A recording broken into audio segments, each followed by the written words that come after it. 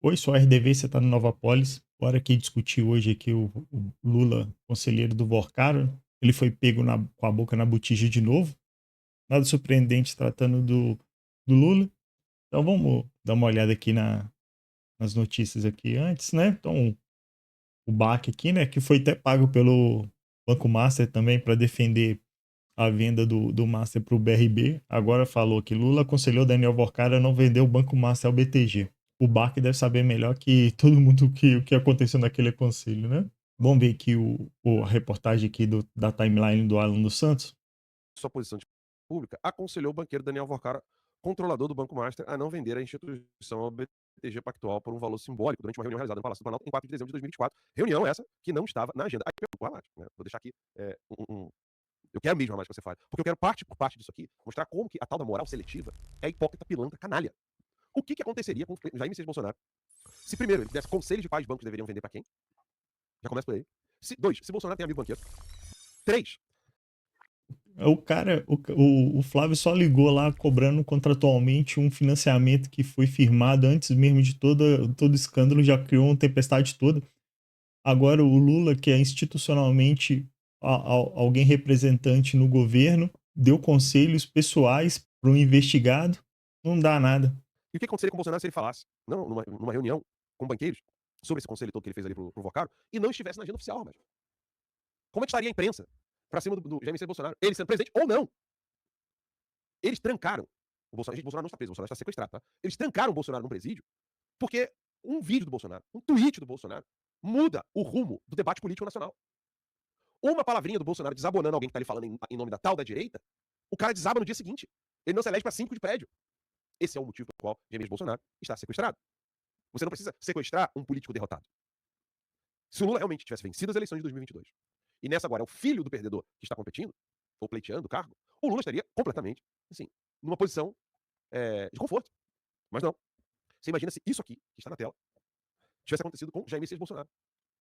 Ele abusou da posição dele de presidente da República, aconselhou um banqueiro, que era controlador do Banco Master, no caso Daniel Vocaro, a não vender para o BTG Pactual. E agora, né, o André Esteves sabe qual é o que o Lula pensa dele. E tá ali. Vocaro relatou a Lula que o BTG teria interesse em comprar o Banco Master por R$ 1. Segundo o relato divulgado por UOL e Poder 360. Aí, eu já fiz várias perguntas para mais aqui, espero que eles estejam anotando todas elas. A próxima é normal? Eu vou virar aqui de vez em quando pro Rei aqui, porque eu gosto de interagir, tá, gente? Ô, Rei, é normal você querer comprar um banco por R$ 1? O cara sabe ou não sabe da merda que tava rolando? Ao querer comprar um banco por R$ 1. Eu não posso vender esse telefone aqui por R$ 1, se não tem rolo. E aí, a reunião, o Ramage comentou aqui, a reunião não foi só entre o Lula e o Vocaro. A reunião. Isso faz me lembrar da época lá, quando ele falou que comprava o BRB por R$ 1, ou o BRB não, o Banco Master por R$ 1. O maior escândalo, o pessoal discutindo lá, o que tá acontecendo, acho que até o pessoal começou a falar mal dele. Parece muito a destruição básica de reputação da esquerda. Eles começaram a falar mal do André Esteves e do BTG para que ele comprasse ou desistisse de comprar, né? Agora faz mais sentido eles criticarem o BTG e tentar e o André Esteves para não tentar comprar o Banco Master, que eles poderiam ter o risco de acabar com o esquema, né? Então eles queriam manter as coisas privadas com aliciamento público para continuar a interferência econômica no Brasil. União contou com a presença do então diretor de política monetária do Banco Central, Galípolo, que assumiria a presidência da autoridade monetária em janeiro de 2025. Também participaram da reunião o ministro da Casa Civil, Rui Costa, que é com ele que tudo começou lá na Bahia, junto com o Jacques Wagner. E ele, então, era o ministro de Minas e Energia, nem sei se continua ainda. Ele e o ministro de Minas e Energia. Começou com um banco estatal que foi vendido, aí tinha um Credicista, que era um programa de consignado, de crédito consignado que, para os servidores, e foi ampliado para toda a população, né? E com isso, todo o esquema entre bancos e poder público deu início. Isso me lembra muito aqueles escândalos do Mensalão, Petrolão, que era sempre a mesma coisa. Eles só vão mudando o local, né? Também o Mensalão. O Mensalão foi a questão da propaganda, que eles usavam a agência de propaganda esqueci do nome do cara agora, mas usava a agência de propaganda para fazer o pagamento. E o Petrolão também era a mesma coisa, tinha tinha um financiamento e empresas empreiteiras faziam, e agora eles tentaram com o banco, né? Amanhã eles vão tentar com o quê? Agora fica a questão aí. Alexandre Silveira, e o então Augusto Lima, que é é Guga Lima, CEO do Banco Master. E o ex-ministro da Fazenda, Guido Mantega, que era o articulador, segundo o Poder 360.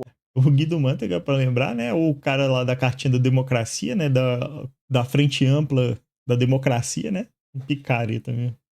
Do encontro, ainda segundo o Poder 360. Lula criticou o então presidente do Banco Central, Roberto Campos Neto. Indicado por quem, por favor? Diga. Eu gosto de ouvir, obrigado. E o controlador do BTG, André Esteves. O Lula criticou o Roberto Campos Neto e o André Esteves. E aconselhou Vocaro a manter o Banco Master em operação. Vocaro interpretou a presença de Galípolo na reunião como um sinal de apoio político para a continuidade do banco. O caso ocorre no contexto da Operação Compliance Zero, investigação conduzida pela Polícia Federal e relatada no Supremo Tribunal Federal pelo ministro André Mendonça sobre supostas irregularidades envolvendo o Banco Master. A gente fala aqui suposta e daqui a pouco vai ter o julgamento e a gente vai ter isso aí com mais clareza. Ramagem. Então, partir para a próxima aqui. O jornal Gente que traz uma informação sigilosa, fora da agenda, que Lula manteve com Vocaro em 4 de dezembro de 2024. Uma reunião que durou 1h30. Impressionante. Ninguém ficou sabendo disso na ocasião, porque esconderam, tiraram isso da agenda do presidente. Nessa reunião, a questão sempre fica, por que tiraram da agenda? Por que manter secreto e tiveram que ter vazamentos para saber isso? Lula aconselhou o banqueiro a não vender o Banco Master ao BTG Pactual de André Esteves, que aliás é um antigo, alguém com quem ele sempre se relacionou bem. Lula ainda tranquilizou Vocaro sobre o futuro. O relacionamento bem também do André Esteves também teve lá no Taiaiá, né? Conversar lá no Taiaiá, delícia, né? Vamos ver aqui, só ver. Vou tentar achar aqui. Consegui achar aqui a foto do André Esteves no Taiaiá. O André Esteves e o Dias Toffoli lá no Taiaiá, discutindo o que será, né? Imagina. Tranquilo, não era o Taiaiá, não é do Dias Toffoli. O André Esteves não tá envolvido em nada disso. Foi tudo uma ilusão. Uma alucinação coletiva. Garantindo que tudo mudaria para melhor com a posse de Gabriel Galípolo na presidência do Banco Central dali a algumas semanas. Galípolo também participou de parte dessa reunião entre Lula e Daniel Vocaro. Uma reunião que foi agendada pelo petista, ex-ministro de Dilma Rousseff, Guido Mantega, foi ministro da Fazenda da Dilma e contratado como consultor do banqueiro a peso de ouro. 1 milhão. É o cara da frente ampla da democracia. Que delícia, Guido Mantega. Quem acredita nesse cara? Até hoje é um mau caráter, não é possível. R$ por mês, uma contratação que terá sido feita, segundo já se noticiou, a pedido do Palácio do Planalto. De acordo com essas revelações, Lula de fato confirmou mesmo, né? As reportagens confirmam que ele recebeu Vocaro naquele dia 4 de dezembro de 2024. Na ocasião, Vocaro então contou a Lula, segundo essas reportagens, que o BTG queria comprar o Banco Master por um valor simbólico de R$1. Vocaro perguntou o que deveria fazer, perguntou a Lula o que deveria fazer, porque na intenção dele, Vocaro, era simplesmente alterar o que eles chamam de concentração bancária que há aqui no Brasil, que era preciso diversificar os bancos, aumentar o número de bancos, etc. e tal. Bom, segundo esse relato das reportagens, Lula. A diversificação de bancos é o seguinte: o Banco Itaú é o grande patrocinador do petismo do Brasil, mas não envolve diretamente com esses sujeiras, né? O Itaú só se beneficia de governos de esquerda que aumenta discriminadamente o crédito, forçando as pessoas a se endividarem mais e pagarem mais juros. Então isso aí é ideal para o banco, né? Sempre pegar dinheiro barato e vender o dinheiro a mais caro, né? Quem acha que dinheiro por si só, dinheiro fiduciário por si só tem valor, é uma besta quadrada, porque o dinheiro, ele é à medida que você acredita que ele vale alguma coisa, porque ele intrinsecamente não vale nada. Tem até a discussão assim, se outras coisas intrinsecamente têm valor, mas isso é uma discussão para outra hora. Mas enfim, esses bancos, eles tendem a pegar dinheiro barato e vender o dinheiro mais caro. Então, esse é o famoso empréstimo, crédito, financiamento e todas essas coisas.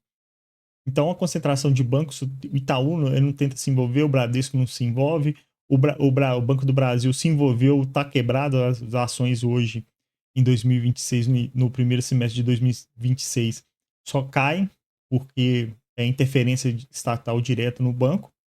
E eles precisavam de outros bancos para financiar esse novo modelo que eles estavam criando, né? Só que, graças a Deus, já quebrou já no início, né? No início não, né? Demorou, sei lá, 4 anos, ou mais, né? Porque tem um escândalo lá do credicista lá na Bahia, né? Que já era uma sementinha do que seria o Banco Master. Não prosperou, né? Agora vai criar novas pesos e contrapesos lidar com essa situação, né?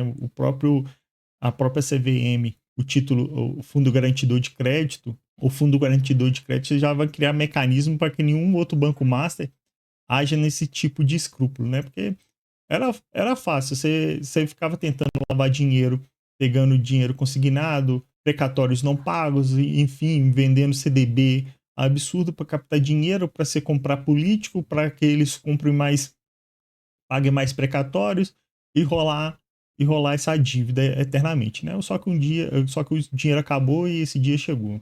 Graças a Deus. Vamos continuar aqui agora. Respondeu usando palavrões para se referir ao então presidente do Banco Central, Roberto Campos Neto, cujo mandato terminaria alguns dias depois.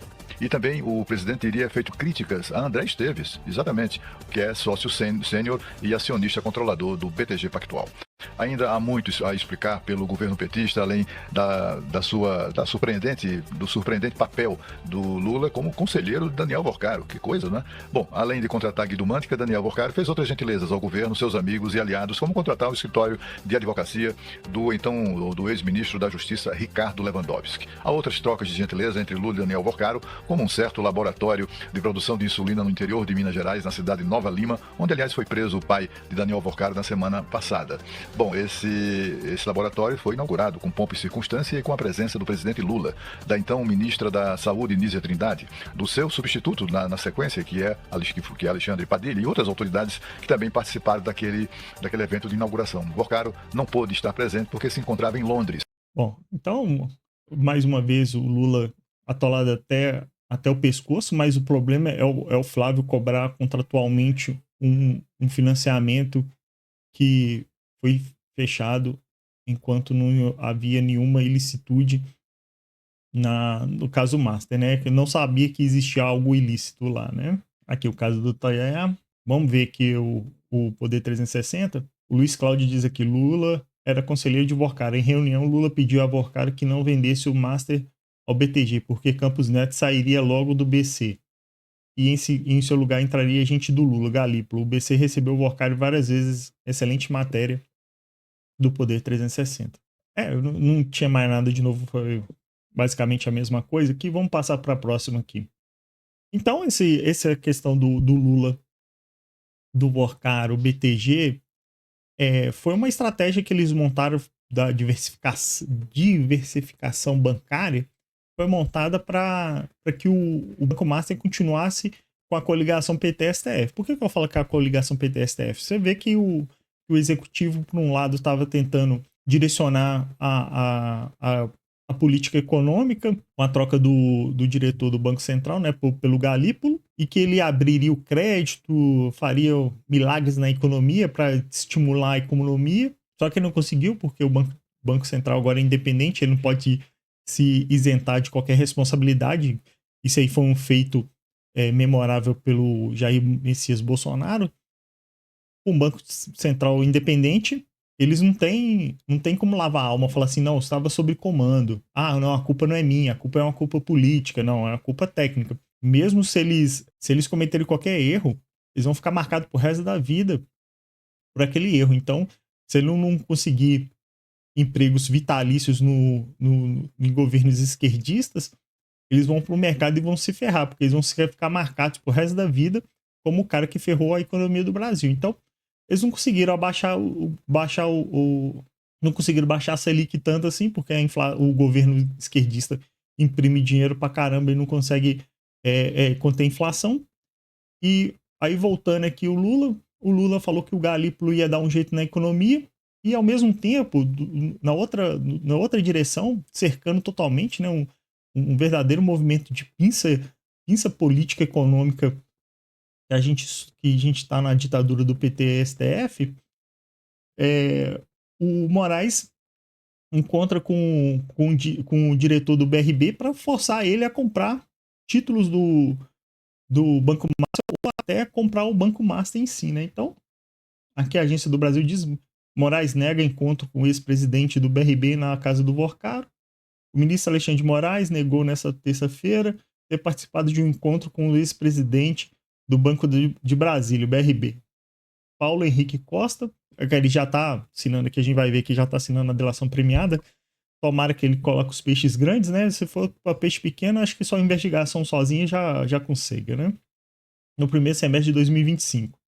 Então, olha só. Mais cedo, o suposto encontro foi noticiado pelo Portal Metrópolis e teria ocorrido em meio a um processo de tentativa de compra do Banco Master pelo BRB. A matéria do Portal Metrópolis sobre uma suposta reunião do ministro Alexandre de Moraes, acompanhado por um assessor com o então presidente do BRB, Paulo Henrique Costa, em um fim de semana no primeiro semestre de 2025, na casa do banqueiro Daniel Borcaro. É falsa e mentirosa. Essa reunião não ocorreu e, lamentavelmente, segue um padrão criminoso de ataques. Ataque a democracia, eu sou a lei, ataque, não me ataquem. Então, se você procurar saber a verdade por trás dos fatos, é um ataque, né? Então, ninguém pode questionar nada. Eles são inquestionáveis, né? Como o Zema diz, né? Os intocáveis, né? Aqui o BBC News, o Alexandre de Moraes teria discutido o caso do Banco Master com o BC. Ministro nega as conexões de Borcaro com o STF. Então, aqui é a mesma notícia aqui e prossegue aqui, mas um fato que aconteceu foi o seguinte: o Moraes arquiva inquérito contra Ibanez Rocha por 8 de janeiro. Ele condenou todo mundo no 8 de janeiro, velhinha, deficiente, vendedor de pipoca, vendedor de sorvete, de picolé, né? A famosa frase do Bolsonaro, ice cream sellers, popcorn sellers. Então, condenou todo mundo, mas liberou o Ibanez. Será que o Ibanez mexeu os pauzinhos lá pro BRB, né? Porque o BRB é estatal do Distrito Federal. Será que o Ibanez mexeu os pauzinhos para facilitar o BRB comprar chegou a comprar os títulos falsos do BRB, do Master. Esses títulos falsos eram facilmente rastreáveis e o BRB comprou sem auditoria nenhuma e estava com a intenção de comprar o Banco Master. Então, parece assim, teve um encontro com o Borcaro, falou que ele estava mal das pernas, precisava de uma solução em dinheiro. Então, o Alexandre de Moraes falou pro Ibanez assim, ó, agiliza para nós aqui que a gente te ajuda. Aí liberou o Ibanez do 8 de janeiro, o Ibanez influenciou lá no BRB, o BRB comprou os títulos do Banco Master com a esperança de comprar o Banco Master inteiro, e a casinha se fecharia perfeitamente, todo mundo saía lindo, leve e solto. Mas aí não deu errado, alguma coisa deu errado no meio do caminho, não é mesmo? Aqui, caso Master, advogado deixa a defesa de ex-presidente. Paulo Henrique Costa negocia um acordo de delação premiada. Então a gente está esperando a delação dele, espero que ele coloque o nome dos peixes grandes nessa delação e vamos ver como que fica a República da Banânia depois dessa delação. Vamos passar para a próxima notícia aqui, o Galípolo na audiência do presidente do Banco Central, Comissão de Assuntos Econômicos aqui.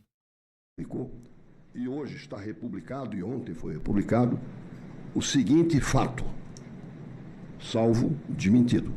No dia 4 de dezembro de 2024, portanto, dias antes do fim do mandato do presidente do Bacen, Roberto Campos Neto, o senhor teria participado de uma reunião com o presidente Lula, o senhor Borcaro, diretores do banco e mais 3 ministros.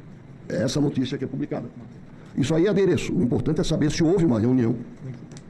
Não sei se foi dia 4 de dezembro, isso é tudo adjetivação. Então, uma reunião antes da sua posse do senhor Borcaro, o presidente Lula e outras autoridades ou dirigentes do banco, em que o senhor Borcaro disse o seguinte, resumo, eu recebi uma proposta do BTG de comprar a parte ruim. Vamos aqui à resposta do Galípolo aqui. Relativamente à questão que o senador Expedião a mim colocou da reunião, e acho que remete à questão da obrigação do Banco Central, primeiro que a reunião existiu, ela já tinha sido confirmada, eu mesmo tinha respondido na CPI do crime organizado sobre a existência da reunião, e eu vou relatar aqui de novo o que eu relatei na reunião ali. O que aconteceu foi que eu fui chamado pelo chefe de gabinete da presidência para uma reunião, quando eu cheguei a reunião já tinha iniciado, e o que o presidente fez é alguma coisa que eu faço também dentro do Banco Central. Quando vem alguém se queixar de alguma coisa que é relativa a uma área ou uma diretoria específica, eu chamo o diretor da área específica e digo, olha, esse tema você trata com o diretor específico e vai receber um tratamento institucional. A fala, quando eu cheguei, não havia mais ninguém ninguém do Banco Central, só eu do Banco Central, além de ministros e o próprio Daniel Vorcaro. E a fala era essa fala de que alguém estava sendo perseguido, né, de que os grandes bancos não queriam a competição do Master, algo que não tem muita aderência ao que a gente vê o tamanho do Master em relação ao mercado como um todo. Como a gente falou, é um banco que os ativos representavam aproximadamente 0,5% do total do sistema, então não é uma participação relevante nesse sentido. Então ele estava se apresentando como alguém que estava sendo perseguido em função das suas práticas que geravam uma competição e os grandes bancos não queriam. E aí a fala do presidente foi bastante objetiva em dizer: você vai ser tratado, isso é um tema tratado por dentro do Banco Central, não aqui, você tem que tratar isso no Banco Central. O Gabriel vai ser o próximo presidente, tenho certeza que ele é técnico, ele vai dar um tratamento técnico, tenho certeza que você vai receber um tratamento técnico. Depois disso, acho que até o senador Alessandro me perguntou se eu recebi alguma orientação do... Nossa, como é que perguntinha mais água com açúcar e resposta mais água com açúcar, né? Estamos ferrados, a gente tá na mão dos tubarões, velho. Vamos ver a próxima declaração aqui do Galípolo. Funcionamento da casa para tentar revelar o escândalo do Banco Master. É impensável que até agora a gente não tenha ou uma CPI ou uma CPMI, que inclusive 53 senadores da República assinaram. Eu nunca vi uma maioria tão ampla. Eu acho que nós devemos uma resposta e lhe agradeço por essa oportunidade e agradeço também ao presidente do Banco Central, Galípolo, que tem respondido todas as perguntas e não é de hoje. Como ele falou na sua apresentação, ele já veio 3 vezes aqui e eu estive participando e digo assim que é muito importante. Pode contar comigo com relação à autonomia financeira. Já passou da hora. Eu acredito que isso transcende questão de direita, de esquerda, de questão política partidária. Isso é para o Brasil. Que papinho, vamos ver aqui. Vamos aqui com a resposta do Galípolo aqui. Eu nem sei, eu nem perdi tempo de ver a pergunta. Isso não dá aquela demanda de mercado para subir a inflação. Eu queria lhe perguntar se existe, na sua visão, uma correlação, e é por isso, talvez, que o Banco Central não tenha se manifestado em relação a essa tragédia e o governo Lula se mantenha calado porque está sendo conveniente. Mesmo com sangue de inocentes, mas a inflação vai, de forma superficialmente, sendo segura. Quanto à questão do sigilo e a questão de segredo, que o senador Girão comentou, senador, esse é um tema de muita preocupação que eu tenho, porque a gente não pode deixar circunstâncias como essa ser usado para abrir portas para que a gente flexibilize o Estado democrático de direito. O que eu quero dizer? Me já meteu o Estado democrático de direito, já sei que vai vir por aí. Vamos. Com isto, não importa a ocasião, não importa quem seja. Eu vou estar falando um caso hipotético aqui. Imagine que eu, no exercício das minhas funções, tivesse acesso a qualquer coisa que envolva o seu sigilo ou qualquer movimentação do senhor.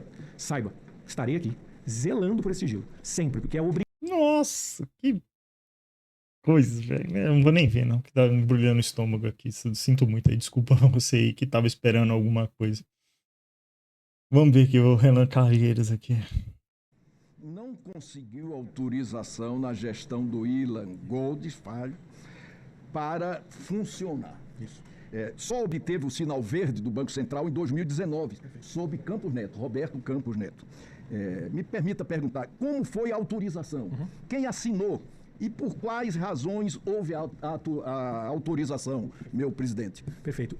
O processo... prontamente, porque você esteve numa comissão e respondeu essa pergunta e houve ilações, projeções. Eu estou fazendo pontualmente a pergunta. Agradeço. A auditoria, o que ela checa efetivamente é o processo e o rito da governança foi seguido, ou seja, houve um relatório que veio da área específica da diretoria responsável recomendando. Esse relatório foi acompanhado de um voto de um diretor, e isso só para a diretoria, é isso que a auditoria avalia internamente do Banco Central. A partir daí, até pela entrega dos dois processos, vamos dizer assim, envolvendo os 2 servidores, esse processo segue na competência de 2 áreas. Existe um processo que vai seguir na CGU, porque tanto eu quanto os demais diretores, a controladoria, a corregedoria, perdão, que vai nos monitorar e nós temos que reportar, é a CGU, não é a interna do Banco Central. Então, a investigação segue dentro da CGU, assim como também a Polícia Federal vai investigar para ver se houve qualquer tipo de, como o senhor estava comentando, algum tipo de benefício que influenciou a decisão de alguém. Então, esse processo dentro do Banco Central, ele vai acompanhar simplesmente essas 2 áreas que são a nossa competência. Entender se existiu alguém que esteja evidente a partir das provas que nós temos, sem conseguir quebrar sigilo fiscal, sem quebrar sigilo bancário, teve uma evolução patrimonial inadequada com aquilo que era esperado. E se os processos seguiram a governança usual do Banco Central. Parecer técnico. Então, presidente, a autorização concluiu afirmando que era...